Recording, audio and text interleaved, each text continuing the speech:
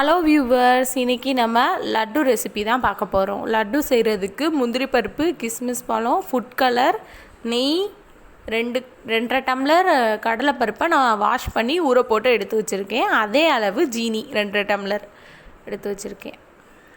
இந்த கடலைப்பருப்பை நம்ம ஒரு மிக்ஸி ஜாருக்கு மாற்றி அதை நல்லா அரைச்சி எடுத்து வச்சுக்கலாம். அப்புறம் ஒரு பேனை ஹீட் பண்ணி அதில் கடலெண்ணெய் நான் மூணு கரண்டி கடலெண்ணெய் ஆட் பண்ணியிருக்கேன். எண்ணெய் நல்லா ஹீட் ஆகட்டும். ஹீட் ஆகவும் நம்ம அரைச்சி வச்சுருக்க அந்த கடலைப்பருப்பை கொஞ்சம் கொஞ்சமாக இதில் ஆட் பண்ணி ஃப்ரை பண்ணி எடுத்துக்கிற போகிறோம்.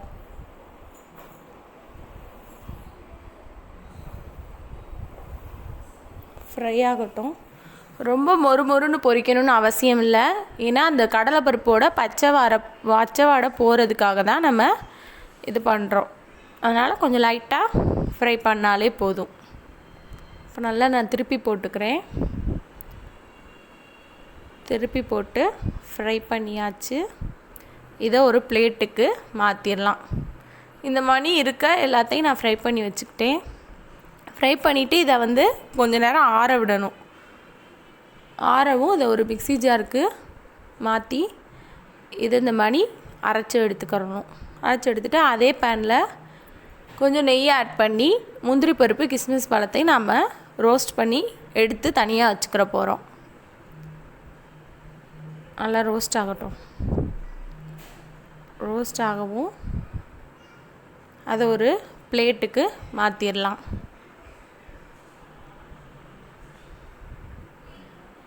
இதை நம்ம கடைசியாக தான் ஆட் பண்ணணும். அதனால் இப்போயே நம்ம ஃப்ரை பண்ணி வச்சுக்கிறோம். தனியாக எடுத்து வச்சிடலாம். இன்றைக்கி நம்ம 2 டம்ளர் கடலைப்பருப்பு எடுத்திருக்கேன். அதுக்காக 2 டம்ளர் ஜீனி தான் எடுக்கணும். அதே அளவு ஜீனி தான். இந்த ஜீனியை இது கூட ஆட் பண்ணிக்கலாம். இதே பேனில் ஜீனியை ஆட் பண்ணி பாகு காய்ச்சணும்.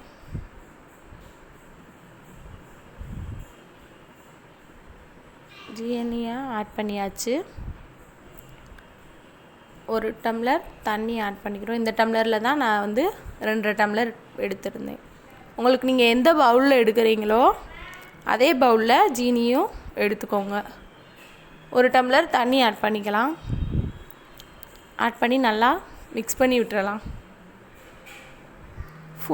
ஃபுட் கலர் ஆப்ஷனல் தான். உங்களுக்கு வேணும்னா நீங்கள் ஆட் பண்ணிக்கோங்க, இல்லைன்னா வேணாம். கொஞ்சமாக ஃபுட் கலர் ஆட் பண்ணிக்கலாம். அதை நல்லா மிக்ஸ் பண்ணி விட்டுறலாம். மிக்ஸ் ஆகட்டும்.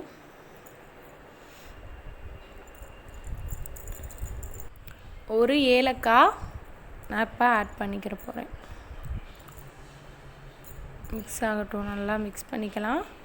ஒரு 5 மினிட்ஸ் வெயிட் பண்ணோம்னா நல்லா ஜீனி மலமலன்னு கொதிச்சிரும். இப்போ இது கூடவே ஒரு ஏலக்காய் ஆட் பண்ணியாச்சு. அதனால் கலந்து விட்டுறலாம். இந்த அளவுக்கு வந்ததுக்கப்புறம் நம்ம அரைச்சி வச்சுருந்த இந்த கடலைப்பருப்பை இது கூட கொஞ்சம் கொஞ்சமாக ஆட் பண்ணி நல்லா கலந்து விடணும்.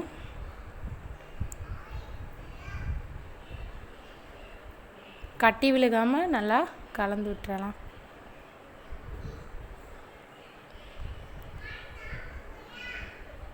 நல்லா மிக்ஸ் ஆகட்டும்.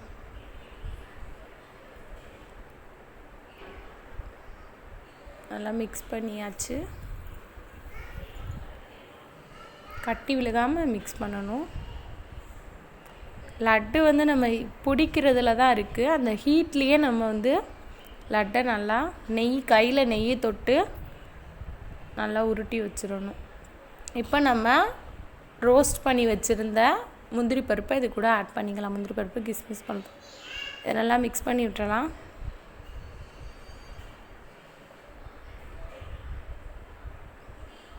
மிக்ஸ் பண்ணியாச்சு. இது கூட நெய் கொஞ்சம் எடுத்து வச்சுருந்தேன். அதையும் இது கூட ஆட் பண்ணிக்கலாம். ஆட் பண்ணிவிட்டு கையில் கொஞ்சம் நெய்யை தடவி நல்லா லட்டு பிடிச்சிக்கலாம். அந்த ஹீட்லேயே பிடிச்சோம்னா தான் லட்டு ஸ்டிஃபாக இருக்கும். நல்லா உருட்டிக்கலாம். உருட்டி இதை நம்ம 1 வீக் வரையும் ஸ்டோர் பண்ணி வச்சு சாப்பிட்டுக்கலாம். நல்லா தான் இருக்கும்.